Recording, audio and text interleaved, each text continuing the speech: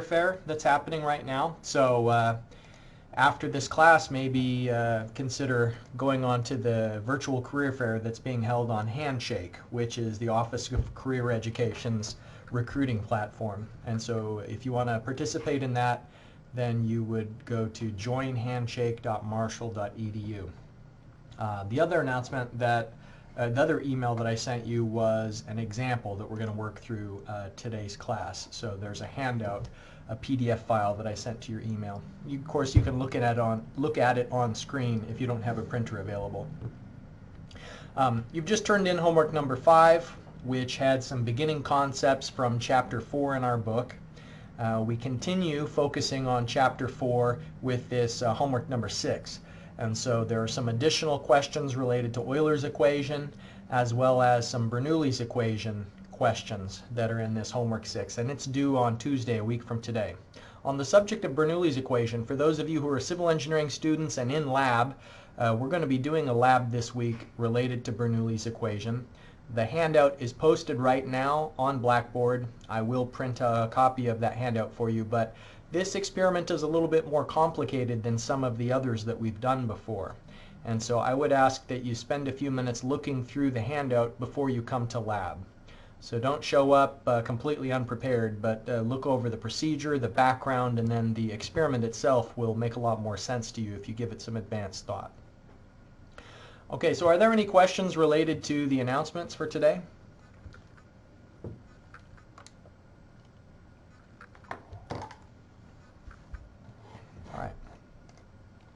Well, this is what we saw in class last Thursday. This is Euler's equation.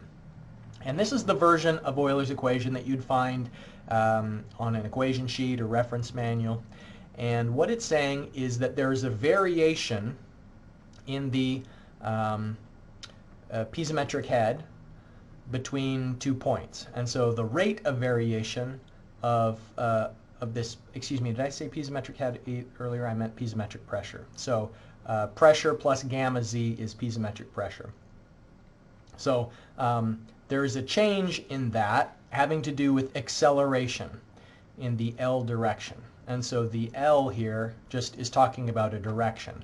And so what we're saying is that there's a change in the pressure and elevation in the direction of the acceleration, and then how far apart 2 points are that you're applying this at will tell you the magnitude of the difference that's caused by the acceleration. Now, who can remind me what is the interpretation of the minus sign in this formula? Do you recall the significance of that? Anyone? Is the one? It's. Go ahead, Casey. Oh no, I was just going to say that the one that was. Did it have to do with how we chose which one was P2 and P1? That's a reasonable guess, but no. It's a little bit different from that. It's separate from the 2 versus 1 definitions. Anybody else? Pressure increases in the opposite. Spencer? Pressure increases in the opposite direction of acceleration. That's exactly right. Yeah. And so what that means, for example, is that if you have a unit of water, whether it's a tank of water or a truckload of gasoline, if it's accelerating one direction, then the pressure is increasing in the opposite direction. So that's exactly right. That's the interpretation of the minus sign there. So assuming linear variation, we would change this rate of change to a delta x, where we're applying this principle in a certain direction. Like if we say there is a component of acceleration in the x direction, then we're going to look at 2 points that are apart from each other and how much distance they have in that plane of the acceleration. And then here we get to trying to differentiate between location 1 and location 2. And then the standard there is that whatever is further to the right in the x direction, having more x, would be location 2. And whatever is further to the left, meaning having less x, would be considered as location 1. So this Euler's equation takes 2 factors into account. It takes the effect of the external acceleration, and this, by the way, is local acceleration that causes it causes the pressure change that is quantified by Euler's equation. So this local acceleration, meaning acceleration with respect to time, there is a variation in either the pressure or the water surface, depending on whether the tank is capped and whether the water is able to slosh, whether its elevation is able to change. And so in the x direction, if we're applying Euler's equation horizontally, then whichever is further to the right would be location 2. You can also apply Euler's equation vertically, and then whichever would have the more vertical elevation would be location 2. And remember that Euler's equation has built in the hydrostatic effect. You do not have to separately account for the hydrostatic effect when you're applying Euler's equation. It simultaneously accounts for the acceleration that is the local acceleration over here on the right side of the equation. But on the left side of the equation, it's accounting for pressure change due to elevation variation. And so the hydrostatic effect is on the left side of the equation. And so what we looked at last time was this example of a truck that was slowing down. And so one of the key takeaways from this previous example was that we have to put the magnitude of the acceleration into A, as well as the direction. And so if it is moving to the right and slowing down, then that would mean that the acceleration that you substitute into A is a minus 3.05. And so directions are really important in Euler's equation in order to get the correct pressure change between 2 points. So what we did was we found the pressure change from T to A, and that was caused exclusively by it slowing down. If it was driving at a constant velocity, or if the truck was stationary, then location A and location T would have the same pressure because they're at the same elevation. But when there's a local acceleration involved, a slowing, then the pressure increases in the opposite direction of acceleration. So since it's slowing down, that means the acceleration is to the left. So the truck is moving forward, but it's moving forward at a slower and slower rate. So that means it's decelerating, or in other words, the acceleration is to the left. And so the pressure increased from T to A, and the acceleration was in the opposite direction. The acceleration was in the direction of from A towards T. And then when we considered the difference between location B and location T, we were able to jump from that point T to location B directly because there's only acceleration happening in one direction in this example. In this example, the acceleration was only in the x. And so Euler's equation automatically took into account the elevation difference between the 2 points, and then it also took into account the distance between them. The 6.1 meters is what we substituted into the delta x, and we were able to find the point of maximum pressure. So that was what we did last time. We had just a single direction of acceleration. Now, you can use Euler's equation to predict what is the pressure gradient inside of a pipe. Now, it's kind of a chicken and the egg conundrum. You sometimes wonder what's causing water to increase its velocity through a pipe. Is it an acceleration that's causing the pressure change, or is it a pressure change that's causing an acceleration? I think it's really kind of a simultaneous thing. But what this illustration is going to show us is that you can find the change in pressure, and when it says a gradient, that means per unit of length. And so if you want the water to be speeding up as it flows through the pipe, meaning that over time the flow rate is increasing, you can use Euler's equation to predict that. All right, and by pressure gradient here, we've defined it as delta P divided by some distance delta L. And so for instance, if A and B are a meter apart, if delta L was 1 meter, then what we want to know is what is the change in pressure between the 2 points.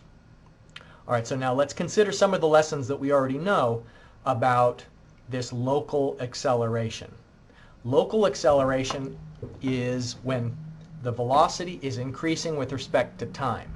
So we're not talking about convective acceleration. Remember, convective acceleration is the change in velocity with respect to position. And that won't occur in this pipe because it's a constant diameter pipe. And so whatever the velocity of the water is at A, that's going to be the same velocity of the water at B, because the fluid is incompressible and because the diameter of the pipe is constant. And so VA and VB are the same at this instant in time. But because it's accelerating with respect to time, then that means that the velocity 2 minutes from now will be higher than the velocity right now. So I just wanted to start us off by differentiating between the convective acceleration and local acceleration. So this is local acceleration. All right. So if the acceleration is to the right, then that means that the pressure increases in the opposite direction. So there's more pressure at A than there is at B.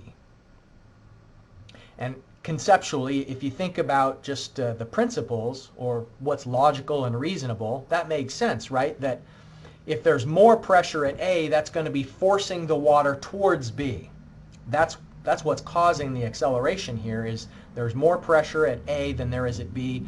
And just like wind, wind blows from locations of high pressure towards locations of low pressure.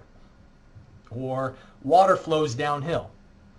You know, fluids move from where the energy is high towards where the energy is low. And pressure is a form of energy. And so there's lots of pressure at A, less pressure at B. The water will flow from A to B. So what I'd like to do is I'm going to pause for a moment, and I'm going to ask you to find out what is the pressure gradient. So the way to solve this is you're given the acceleration, you know the acceleration distance, the acceleration direction to the right, meaning positive. It says here that it's water, and so that will define the density of the fluid. Since it's a horizontal pipe, then that means that ZA and ZB are level.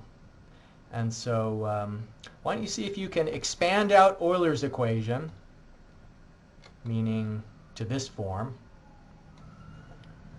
and use it to determine what is the pressure gradient.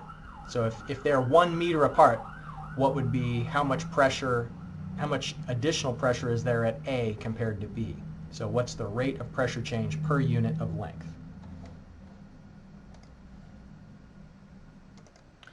Okay, so we've got this pipe and we want to find out what is the pressure gradient. So let me see if your calculations line up with what I've been doing here.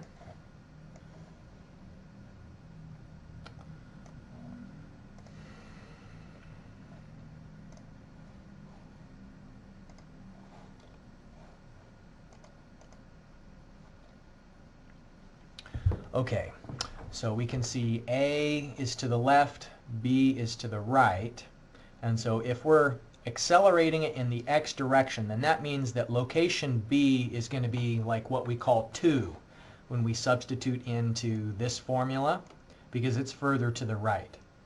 And so expanding that out, it's going to be the pressure at B plus gamma ZB. So that's location 2. And then minus the piezometric pressure at location 1. So that means minus PA minus gamma ZA. And so I want to just point out that the minus sign here distributes through to both terms. And so that's a mistake I sometimes see students making, is that they miss the minus sign distributing through. Now ultimately it may not matter in this case because it's a horizontal pipe, and both the gamma ZB and the gamma ZA are going to be canceled out because ZA and ZB are the same, so there's no difference between them. But it pays to be consistent. It'll come up. Okay, so let's look at some of these substitutions here. We're saying that ZA and ZB are the same because it's a horizontal pipe, and so then that simplifies our expanded Euler's equation. So if we take out the elevation terms, then all that's left is PB minus PA is minus delta x times density times the acceleration in x. Now, remember before what we said is there will be more pressure at A than at B. Like, just logically, you know, based on what we know is going to be happening, the pressure has to be bigger at A to be forcing the water towards the right. And the reason why it's accelerating towards the right is because of the pressure being larger at A. So what does it mean here? If A is bigger than B, then we can expect to have a negative number from this. So PB minus PA is going to be negative. All right. Now, pressure gradient means the change in pressure over some distance. And so if I rearrange that, PB minus PA is the change in pressure. And you can see that we would expect the pressure to be 6,000 pascals per meter. So the pressure is decreasing 6,000 pascals for every meter of length. So in the end, we're just multiplying the density of the fluid by the acceleration. And it's accelerating to the right, so that's why we put in the positive 6. The acceleration will the water will accelerate to the right if the pressure is higher on the left. So any questions about this example where we were looking at a local acceleration inside of a pipe? So the pipe was stationary, but the water was moving. Euler's equation applied here because of a local acceleration. Peter, have you got a question? Yes. The 2 is always the greater in the Euler's equation. Yep. Right? That's exactly right. Yep. And so here, this was a horizontal pipe, and so B was 2. Let's say, what if we twisted that pipe so that B was up above and A was down below? Then if our acceleration was in the vertical direction, then that would mean whatever is above the other one would be considered 2. And so B would be location 2 in that case.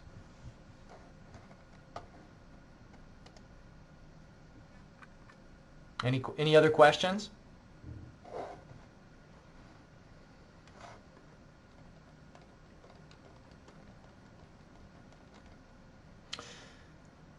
Okay.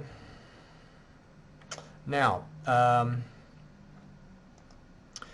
the spreadsheet, excuse me, not spreadsheet,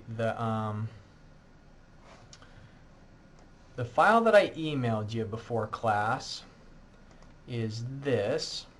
And if you're able to print it out, that's great. If not, that's okay. You can just write on a scratch piece of paper. So in the first example we just worked today, it was a stationary pipe and accelerating water.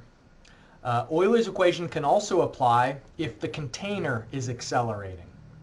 And so the liquid inside the container isn't moving with respect to the container, but it is still moving with respect to its location on Earth. And so let's take this example of an enclosed tank of mercury. And mercury is always exciting because it has such a high density. Here we're given that the specific gravity is 13.56. So it's accelerated to the right at 15 meters per second. Now we, by our commonly accepted standards, to the right is positive. That's where we're, by definition, we're saying that in the x direction to the right is positive. So it's accelerating at a positive 15 meters per second. But it's also accelerating downward. And so what we have to do when we have acceleration in two directions is you have to take them individually. Now let me emphasize this, because every semester there's a student who tries to combine the accelerations together and it doesn't work. You can't do it. So it's not like you square both of them, add them together and take the square root. That's not going to give you the combined acceleration. You have to treat the acceleration separately. And so we know the pressure here at location G. So down in the left corner, we know that the pressure is 485 kilopascals. And so it's accelerating to the right, and it's also accelerating down. So now let's think conceptually before we go any further. So there's location G, location F, and then over here to the right is H. Okay, so if it's accelerating down at 12.5 meters per second, so that's more than G. G is 9.81 meters per second. If it was accelerating down at G, then the pressure at this location and this location would be the same. You know, like that would be weightlessness. No pressure variation. But since it's accelerating down, what that actually means is that the pressure at F is going to be bigger than the pressure at G. This downward acceleration is overcoming the hydrostatic effect. Okay, so we're going to have to find the pressure at location F, and just to set expectations for, you know, when we do crunch the numbers, we should see that the pressure is larger than 485 kilopascals at that location. Now, that's what we'll do first. You'll use the downward acceleration and Euler's equation. I think, oh, did I not paste it in? I thought maybe I would have done that. Let me grab it from over here. Here is Euler's equation in Z and in X.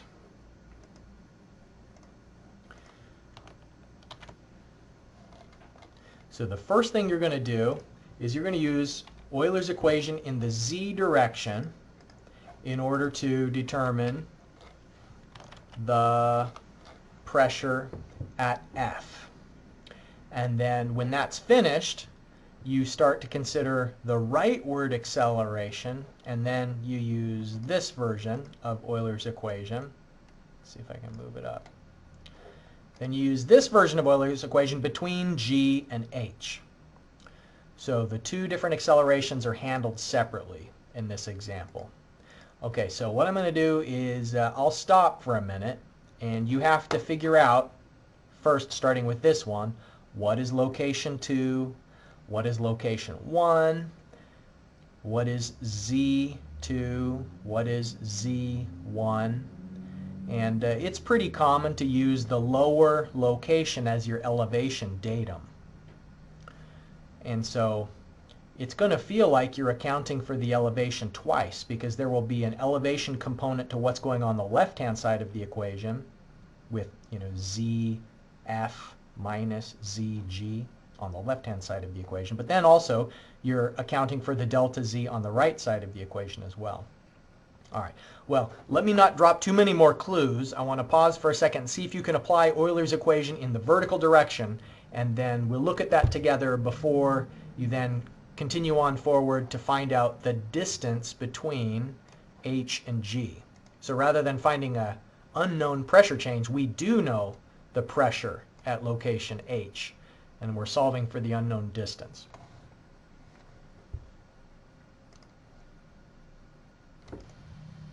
All right, so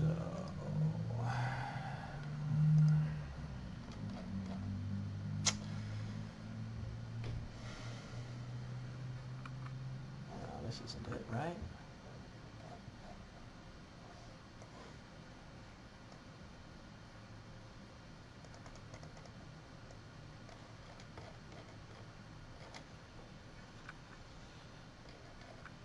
There we go. This one.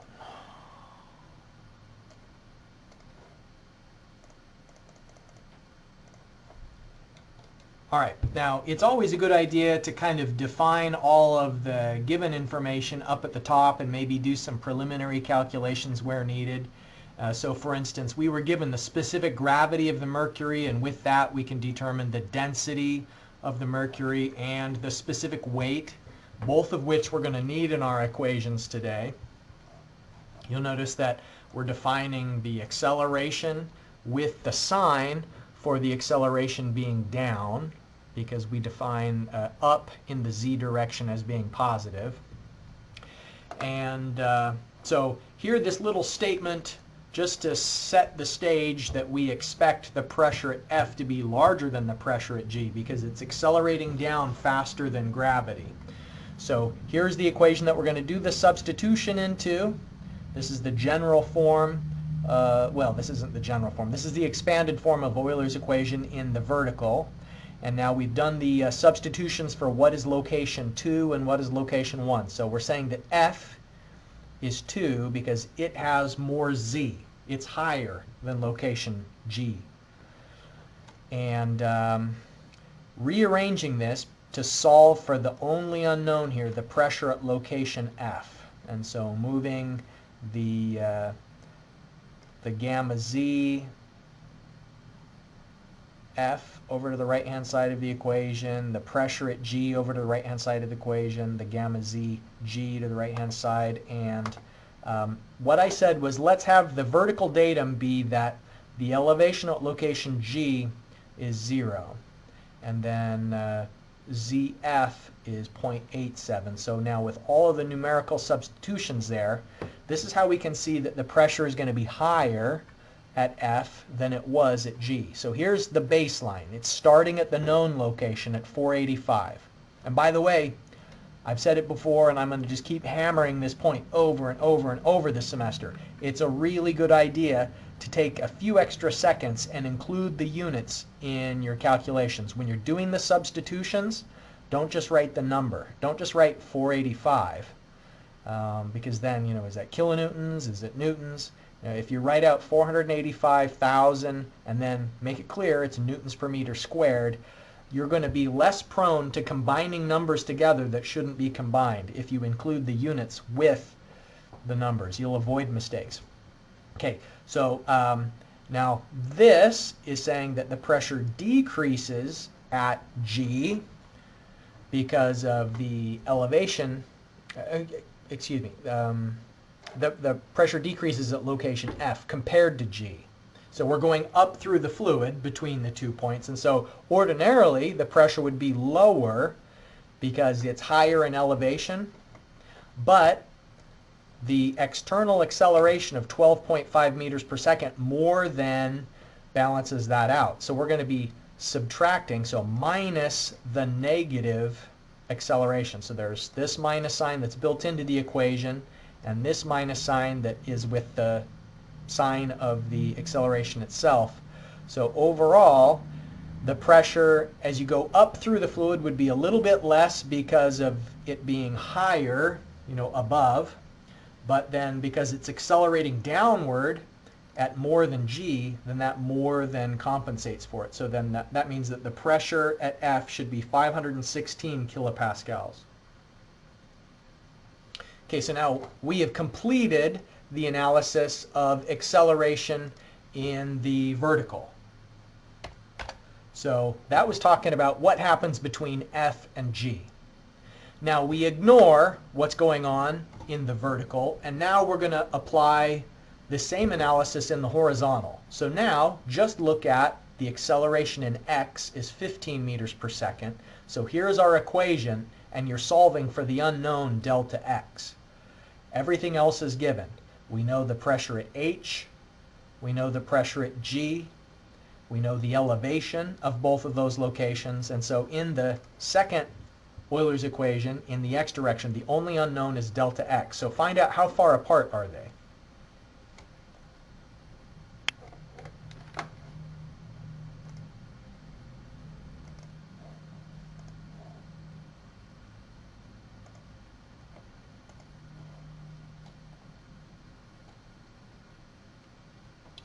Okay, so I've scrolled down to look at some of the preliminary stuff for our second direction. We're handling the acceleration in X separate from the acceleration vertically. We can't combine them in a single step. So we know the pressure at G and the pressure at H. Here we're defining that H is the one that's further to the right, so that's what makes it 2. G is on the left-hand side when we talk about the X direction, and then the acceleration in X is a positive 15 meters per second. So here is the expanded version of Euler's equation in the X direction, and things are going to get simple because the horizontal plane, ZH and ZG are the same. So they have the same elevation. So that's going to simplify, and we know that the pressure change between H and G is caused by the distance between them, the density of the fluid, and the acceleration. You know, that's why, if we look at this picture, why would there be a pressure change between G and H? It's because it's accelerating. It's accelerating to the right, so that means that the pressure at H will be less, and that's what we have here, 120. So based on how much the pressure is different, that tells us the delta X. Has anybody solved for delta X yet?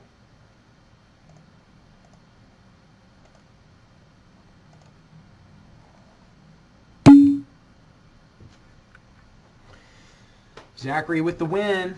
He's 2 for 2 today. Making baskets. Keep hammering, as Cameron Haynes would say. All right. So we look at the substitutions there. We rearrange for delta X. Okay, so we've got the pressure difference divided by the minus density times the acceleration in X.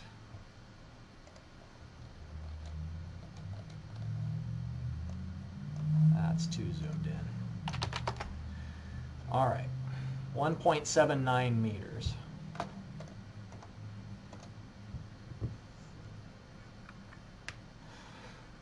Okay, any questions about this application?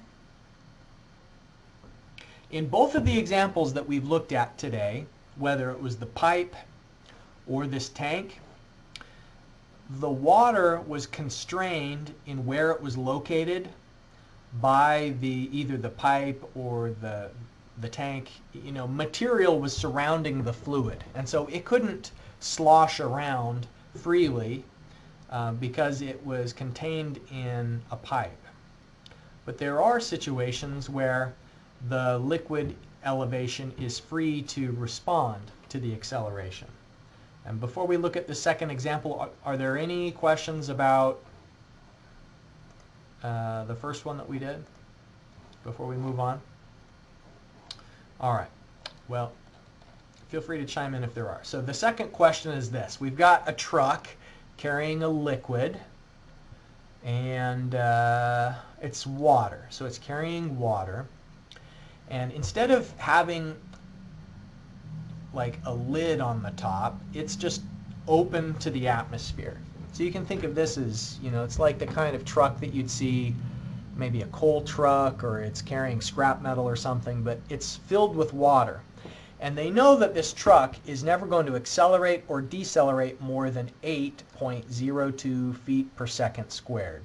So how would you know that? Well, maybe it only has brakes that are good enough to slow it down that much. Or based on the acceleration capacity of the engine, maybe it can't accelerate more than that. So what we're saying is that it has a limit on its acceleration or deceleration, and we're going to analyze it at that maximum limit. We're going to say, what if the acceleration is 8.02 feet per second squared? What Euler's equation can do is it can predict the change in elevation as well as predicting the change in pressure. Here is the principle that we're going to be applying when we get to that example. If you have a tank of water that's open to the atmosphere and it's not yet accelerating, then the water level will be level, so it's horizontal. But then if it's accelerating to the right, you kind of know that it would slosh up on the side. Some of you who are the civil engineering students in lab last week, do you remember that I filled that reservoir with blue dye? You probably remember the blue dye that was injecting into our viewing tube, right? And I had to fill it up really close to the top so that there would be enough pressure to force it through that small needle diameter. So I had to fill it to within like a millimeter of the top. And so when you have an open container of water and it's really full, like here I've got a cup, if it's only got an inch of water, I can move around and not spill anything because it's sloshing around, but it's not going outside of the container. But now think if it's all the way full, if it's, you know, it only has maybe like a millimeter down, you have to move really slowly. So why are you moving slowly if it's full? It's because when you accelerate, it affects the liquid elevation.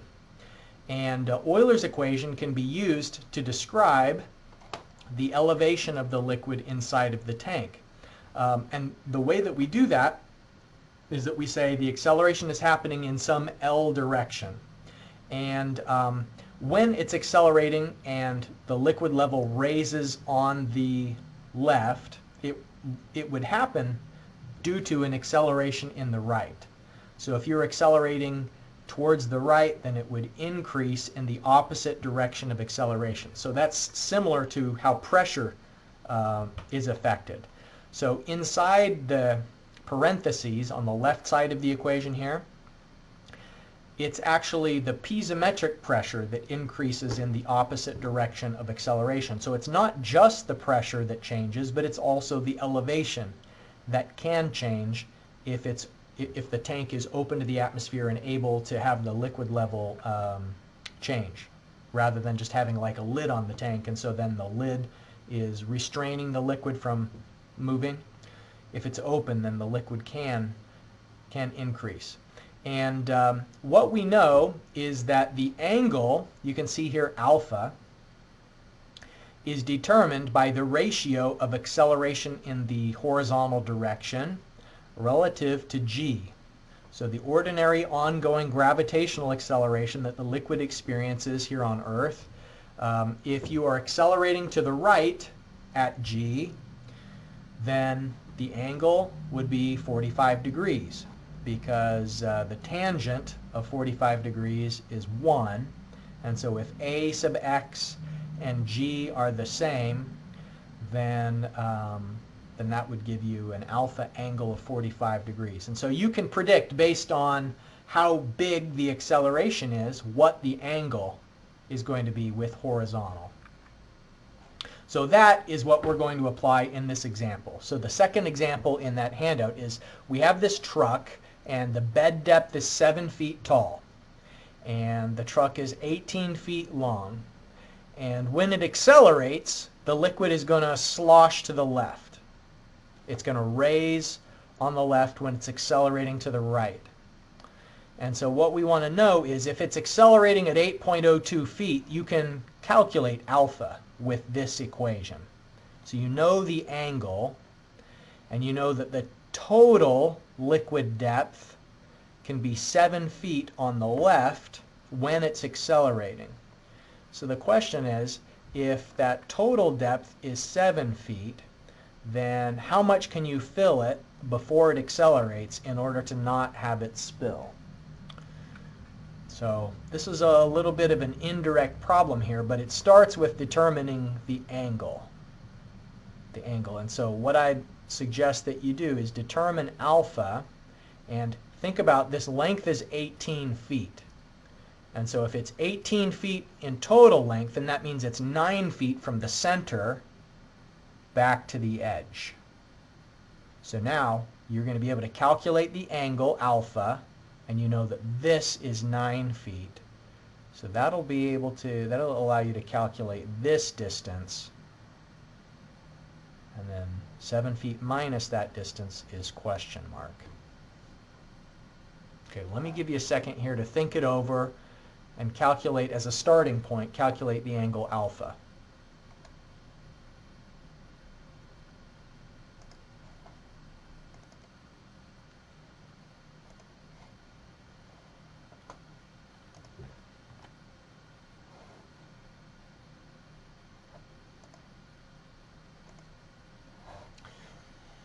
Okay, so let's take a look first of all at how we are determining that angle.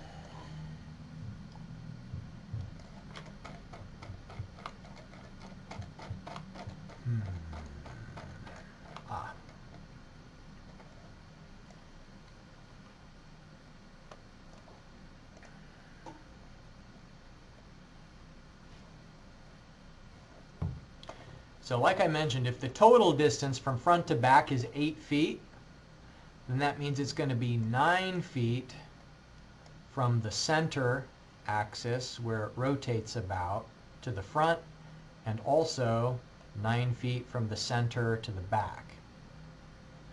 So the angle is going to be 14 degrees for alpha. So let's see.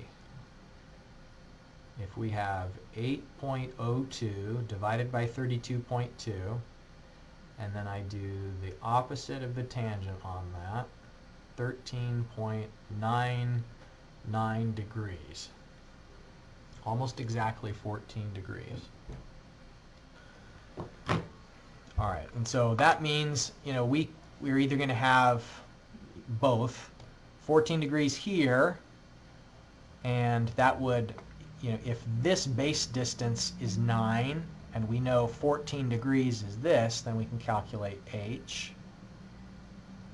Or we can calculate, it's going to be the same distance, this, for our h. How much lower it goes down on the right is the same amount that it raises on the left.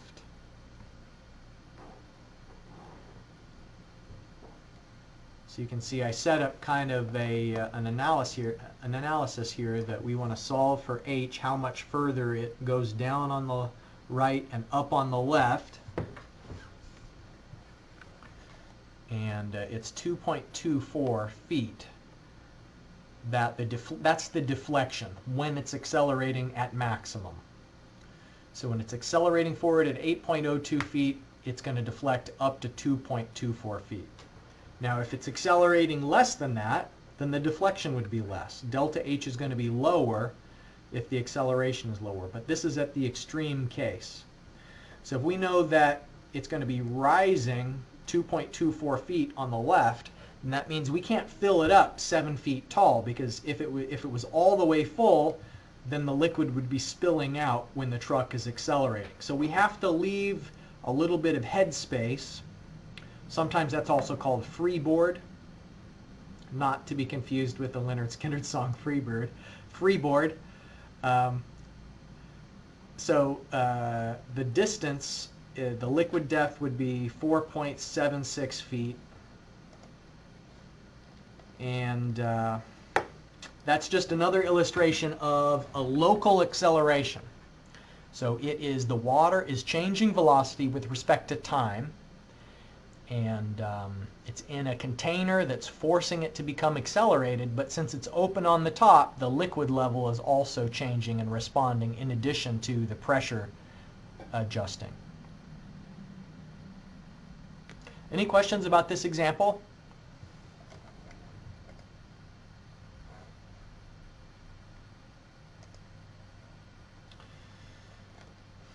Well, okay, that is Euler's equation.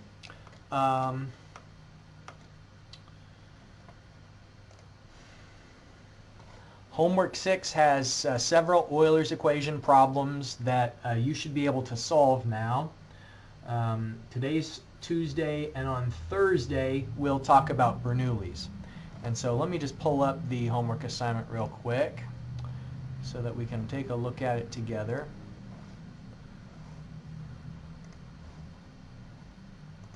I think I've got it here. All right, so here's the assignment that I just posted on Blackboard. This is an Euler's equation, problem 1. So it's accelerating to the left and accelerating downward. You're given the pressure at A and you want to find the pressure at M.